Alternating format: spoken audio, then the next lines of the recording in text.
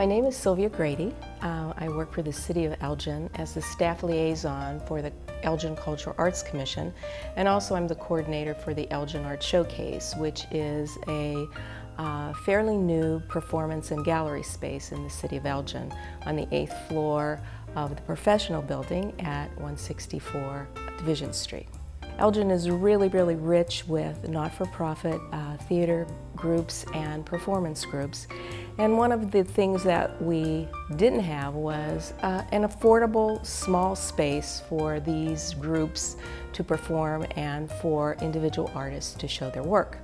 So the Art Showcase now has a small gallery and a small intimate performance space, which has a maximum seating capacity of about 120. It is really a wonderful space. Not only that, but it's affordable for these smaller groups to rent and use. That's my bike, Mia! Hold on! You said I could ride it! You said I could have it! We are the home to the arts in the Fox Valley. We've been known for many years for our symphony orchestra, our many theater groups, dance troupes, our ECC, the Elgin Children's Chorus, Elgin Youth Symphony. It goes on and on. The list is enormous.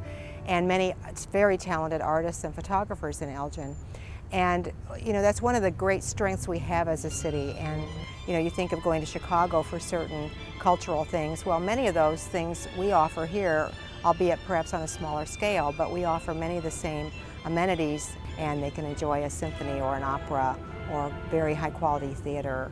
And we also bring in many top name acts and lots of other things going on at Hammond's throughout the year. So we're very proud of that, and we want to play off of that as we move forward with developing our downtown and developing our city as a city in the suburbs. The arts in Elgin are alive and thriving. We have music, we have dance, we have theater, and of course we have the individual artists, the sculptors, the potters, the painters. They're all here. And not only do we have the smaller groups that are doing things, but also the city has activities that they co-sponsor with groups or sponsor themselves, like the Elgin Short Film Festival or Art and Soul on the Fox. The Cultural Arts Commission in Elgin has begun sponsoring its own events. We've had art salons up at the showcase where 10 artists have been invited to show their work, talk with the public.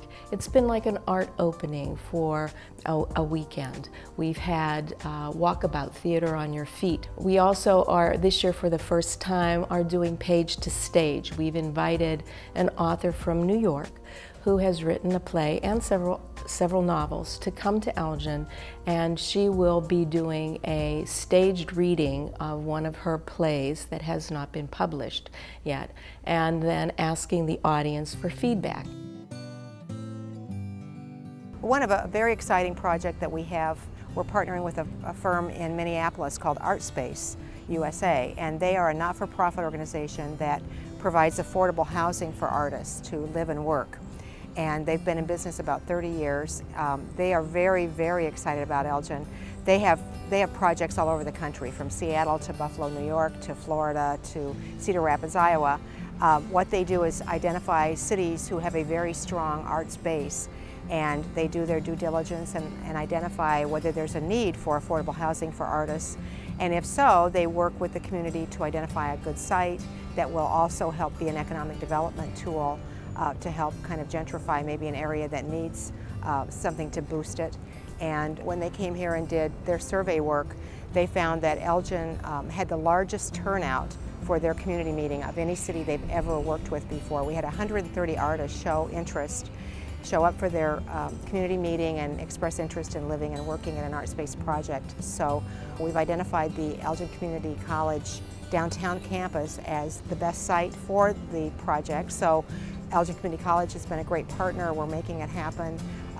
We've solidified the property and have plans in the works to hit the floor running as soon as we get the funding.